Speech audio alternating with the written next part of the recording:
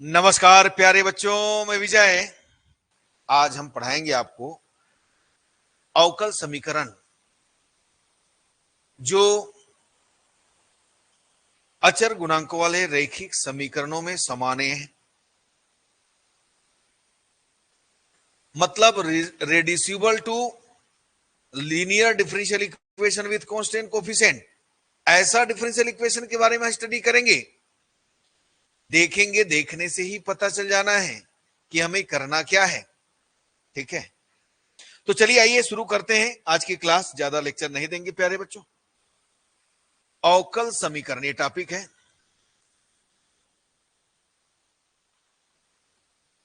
जो अचर गुणांकों वाले रैखिक अवकल समीकरण में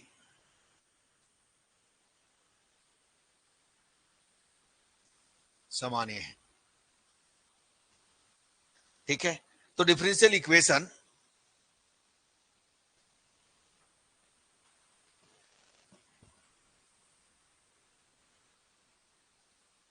reducible to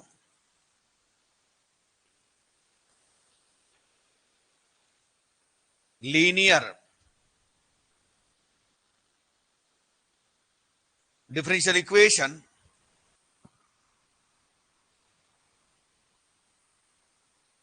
with constant coefficient, ये हम इसके बारे में बात करेंगे। तो इसमें हम देखते हैं समघात अवकल समीकरण, होमोजेनियस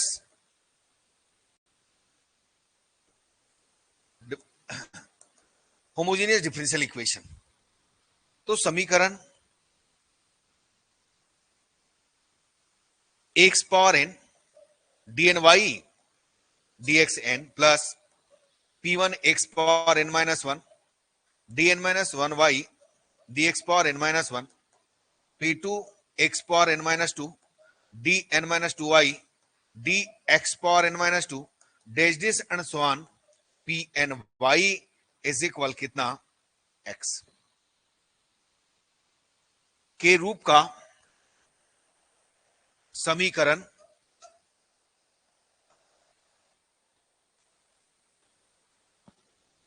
रैखिक समघात अवकल समीकरण कहलाता है। समघात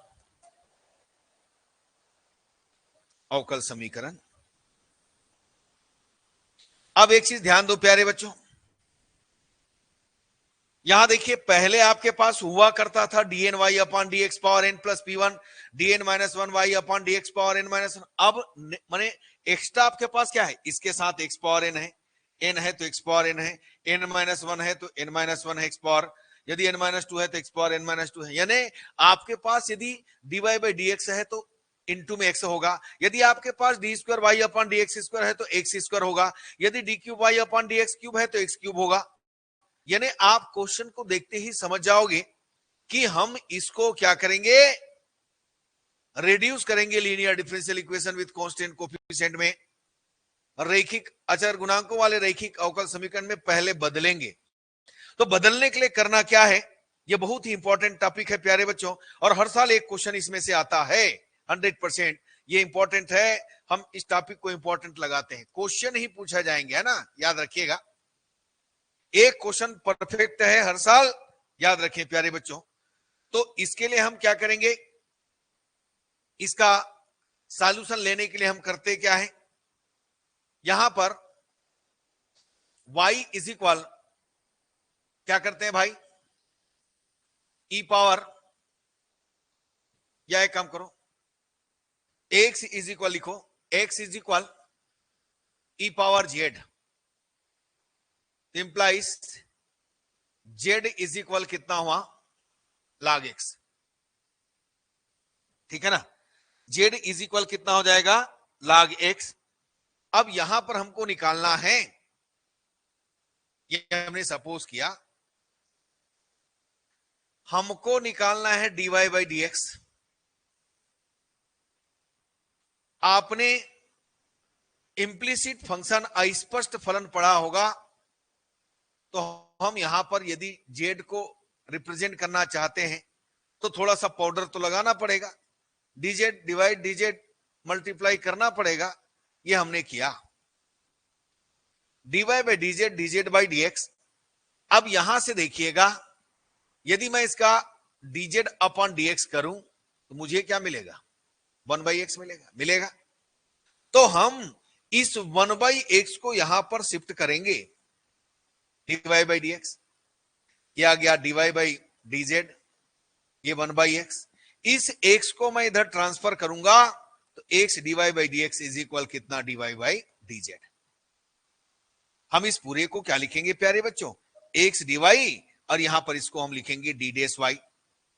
जहां आपको तो पता है d आपके पास dy बाई dx होता है, लेकिन नया आपके पास d डेस आया, d डेस इज इक्वल कितना है, d बाई dz, क्योंकि आपने z सपोज किया है। तो आप x dy को d डेस y, या आपके पास मान लो x dy बाई dx है तो directly dy by dx right कर सकते हैं। सिमिलरली ऐसे ही आप क्या करेंगे, यदि आपके पास आगे निकालने की जरूरत नहीं है, डायरेक्ट याद रखिएगा X square D square Y है, तो आप क्या करेंगे, डी डेस और D dash minus 1 of Y right करेंगे। आपके पास X cube D cube Y है तो आप राइट कीजिएगा डी डेस माइनस 1 और D dash minus 2 of y, dash and so on.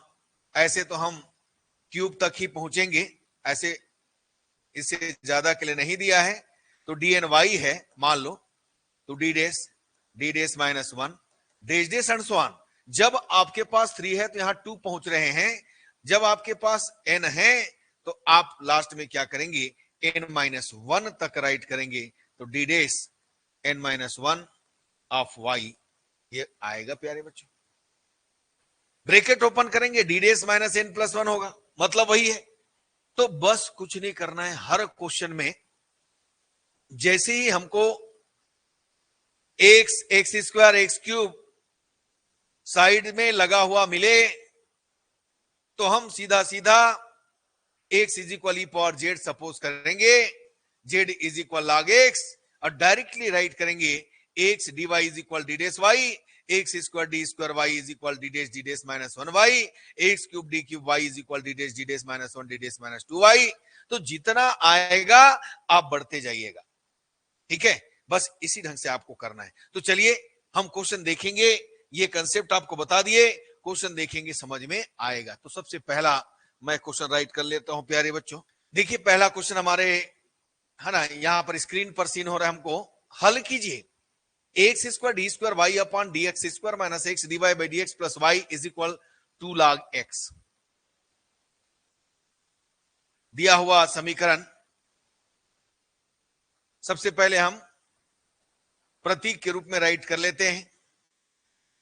हमें मिला x square D square y minus x D y plus y is equal 2 log x. आपने देखा यदि स्क्वायर है तो एक्स स्क्वायर है, यदि वाई है तो एक्स है। हमें इसको रेड्यूस करना है linear differential equation with constant coefficient में। इसका मतलब आपको एक्स को एक्स स्क्वायर को सबको एलिमिनेट करना होगा, यहां से हटाना होगा। तो हमने क्या किया, इसको पहले तो प्रतीक डी के रूप में राइट किए। अब यहां पर क्या करेंगे, एक्स इज इक्वल है ना, माना या मान लो, लेट सपोज जो कहना है X is equal E power Z, तो implies Z is equal log X. इसको राइट जरूर कीजिएगा। जब इतना सपोज किए हो तो X D Y is equal क्या होगा, X D Y is equal क्या होगा, D dash Y, X D Y is equal D dash Y, x square D square Y is equal D dash minus 1 Y. यह आपको मिला। अब आपके पास और तो नहीं है, दो ही है, तो इनको हम क्या करेंगे, समीकरण 1 में रखेंगे। समीकरण 1 से देखते जाइएगा मैंने क्या किया। अभी मैंने आपको कंसेप्ट बताया, सभी क्वेश्चन के लिए यही काम करना है। x is equal E power Z implies Z is equal log x। आपको अलग से और निकालने की जरूरत नहीं है, डायरेक्ट राइट कीजिएगा। x dy is equal D dash Y x square D square Y is equal D dash minus 1 of y. अब इस वैल्यू को समीकरण 1 में सब्स्टिट्यूट करें। तो चलिए हम रखते हैं यहां पर, एक काम करते हैं प्यारे बच्चों, चलिए उस पर रख देते हैं। X square D square Y है पहला, तो D dash minus 1 of y, minus second हमारे पास एक्स डी वाई है, तो डी डेस वाई रखा, और थर्ड हमारे प्लस वाई है, is equal to log x। तो log x आपके पास कितना है, जेड, ये हमने जेड रख दिया। इसको सॉल्विंग करें तो D dash square minus D dash plus 1 और ऑफ वाई इज इक्वल कितना हो गया, 2z हो गया। क्या कीजिएगा, d dash square minus 2 D dash plus 1 of y is equal कितना हो गया, 2z। ये इक्वेशन सेकंड। अब देखिए ये क्या बन गया, आप जो पहले इसके पहले पढ़े हो अचर गुणांक वाले रैखिक समीकरण, ऐसी रूप था कि नहीं था। अब बाकी काम आप जो पहले किए थे वैसे ही करना पड़ेगा प्यारे बच्चों, याद रखिएगा, ठीक है। D dash square minus 2 D dash plus 1 y is equal to z. अब हम क्या करेंगे, समीकरण 2 का सहायक समीकरण, ऑक्सिलरी इक्वेशन क्या होगा, सेम वैसी जैसे पहले करते थे, याद करो, m square minus 2m plus 1 is equal 0। बशर्ते कि आपको एक चीज ध्यान देना होगा भाई, पहले डी था अब डी डेस है, पहले डी था तो डी बाई डी एक्स था, पहले डी के लिए हम सॉल्व करते थे तो y इज इक्वल एक्स में सॉल्यूशन मिलता था, अब डी बाई डी जेड है तो y तो सॉल्यूशन मिलेगा बट x की जगह जेड राइट करेंगे, याद रखना, इसी में ध्यान फोकस करना है।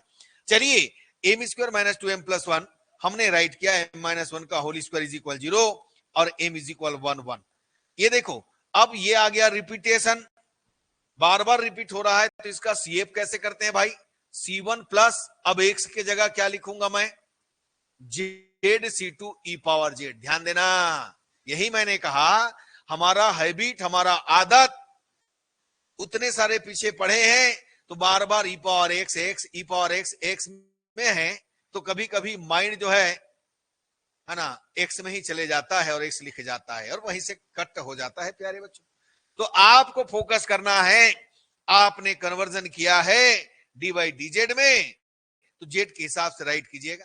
लेकिन जब आप घर से निकले थे तो एक से लेके निकले थे, आपको घर वापस जाना है तो यहां पर उसको एक्स में फिर से कन्वर्ट करना होगा। आइए तभी घर वाले घुसने देंगे अंदर।